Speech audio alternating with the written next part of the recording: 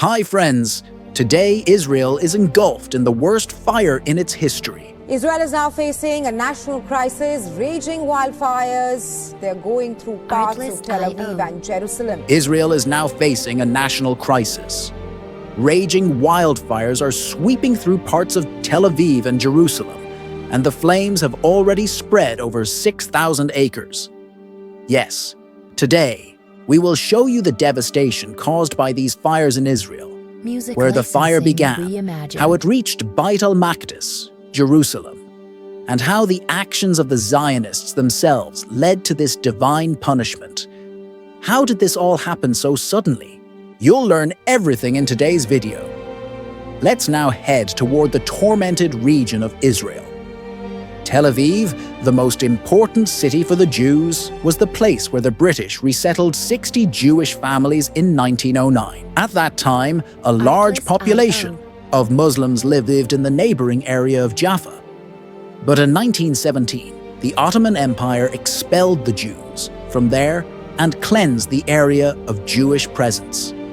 However, the real reason for breaking up the Ottoman Empire was to repopulate Tel Aviv with Jews. This plan was carried out with the help of Theodor Herzl, who played a central role in this mission. Some people believe that the name Tel Aviv was inspired by one of his novels.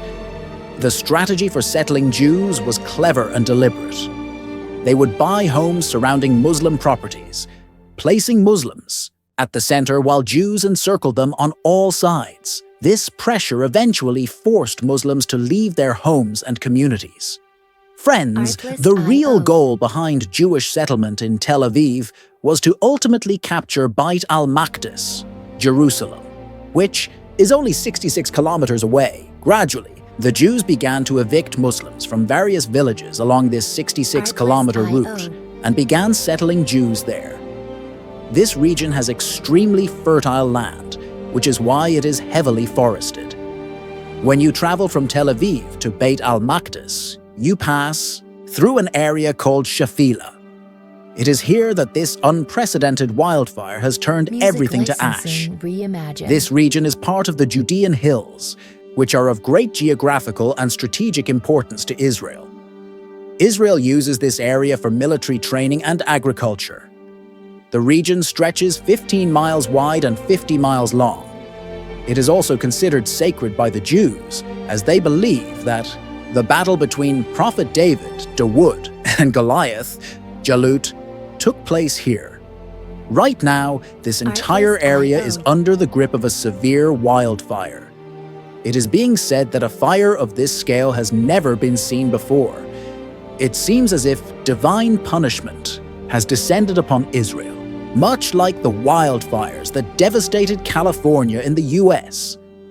No matter how cruel an oppressor may be, one day they are always seized by God's justice.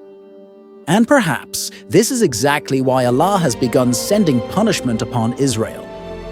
This fire started on April 30th, 2025, in the Judean Hills. Due to extremely hot and dry weather, the fire spread rapidly. Winds began blowing at speeds of 60 kilometers per hour, making things worse. As a result, Israel declared a national emergency. The mayor of Jerusalem appeared on television and expressed helplessness, saying, "This fire is massive and will take a long time to contain. So far, Israel has not been able to control the fire. They have appealed for help from Italy, France, Cyprus, and other European countries. This alone gives you an idea of how serious the devastation is." According to weather reports, winds could reach speeds of 100 kilometers h, which means destruction may now reach major cities. Thousands of homes have been reduced to ashes, and hundreds of people have been injured. This entire area was forcibly taken from Muslims and settled by Jews. And it's all located very close to Beit al-Maqdis. The highway from here leads straight to Jerusalem, and people have been abandoning their cars and fleeing on foot. The fire has reached Canada Park, which is now 70% destroyed. This park was built on 3 Palestinian villages, from which over 10,000 Palestinians were expelled, and 1,800 homes were burned to erase all traces of Palestine. But friends, the most important question is, how did this fire suddenly erupt? To understand this, we must go back in history. When the Jews began to occupy this land in the 20th century, there were countless olive trees, which were a symbol of Palestinian culture and identity. But instead of preserving this natural heritage, the Jews cut down all the olive trees.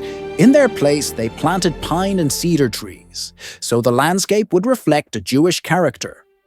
What they didn't realize was that they were planting the seeds of their own destruction. Allah had naturally placed olive trees in this land, which are resistant to fire and thrive in the hot, dry climate. But pine and cedar trees, they catch fire quickly and burn intensely. To erase Palestinian culture, they uprooted nature itself, and now they are reaping the consequences. This massive wildfire is being seen as a divine punishment, and even the Israeli authorities, the trees they planted, especially the cedar trees, catch fire very quickly. As a result, this fire has descended upon Israel like a divine punishment. You can see in the reports that the Israeli authorities appear completely helpless. These trees were planted by the Jewish National Fund organization, whose goal was to forcibly occupy land in Palestine for Jewish settlers. This organization planted 240 million trees. According to Israel, this fire was caused by human activity, and based on that claim, several Palestinians have been arrested. Inside Israel, people are criticizing the fire response authorities. Experts say that there is a severe lack of resources to fight the fire. Israel's president has linked the crisis to climate change, whereas Muslims in Gaza and Hamas believe this is divine retribution upon Israel. What do you think? Be sure to share your thoughts in the comments. Israel is not disclosing how many people have died in this disaster. They are trying to hide the full scale of it. Many routes to Jerusalem have been closed. Did you know that April 30th is observed by Jews in remembrance of their martyrs? And it was on this very day that this fire began. Israel has even cancelled its Independence Day celebrations. Estimates suggest that the financial damage from this fire could reach 350 million, and a large part of Israel's agricultural sector has been destroyed. The fire is rapidly spreading towards urban areas, mostly populated by Jews. Today, all of Europe is fighting this fire. But when fires were blazing in Gaza, started by the Israelis, not a single country came forward to help. Today, the world mourns the loss of these trees, but when people were being burned alive, no one offered help. Yet the one who has no helper has Allah by his side. Music licensing So far, more than 245,000 homes have been reduced to rubble. In all the wars in Assyrian history, the largest destruction of homes has occurred in Gaza. Around 90% of the population has become homeless. You will be shocked to hear that currently, 39 million tons of debris lie in Gaza. That's equivalent to the weight of 10 pyramids of Giza. The worst destruction happened in the Khan Yunis area of Gaza. If cleanup started today, it would take at least 15 years to remove all the rubble. But before this destruction, what was Gaza like? Gaza was a small but beautiful area located on the coast of the Mediterranean Sea. Its beaches were stunning, with clear blue water and peaceful surroundings. In the evenings, people used to gather to watch the sunset. Mosques were visible all over Gaza, some modern, others centuries old. The city had an excellent road system, and most people lived in apartments. One of the famous mosques in Gaza City is the Al-Husseini Mosque, built near the Gaza port. Gaza City is only about 80 kilometers from Masjid al-Aqsa, but Muslims had to use a longer, separate road, while a shorter route was reserved for Jews. Today, all of that has been destroyed. May Allah help the Muslims of Gaza and Kashmir. Ameen. Friends, this was today's informative and emotional video. Let us know in the comments what you thought of it. And to all new viewers, Please don't forget to like and subscribe to our channel.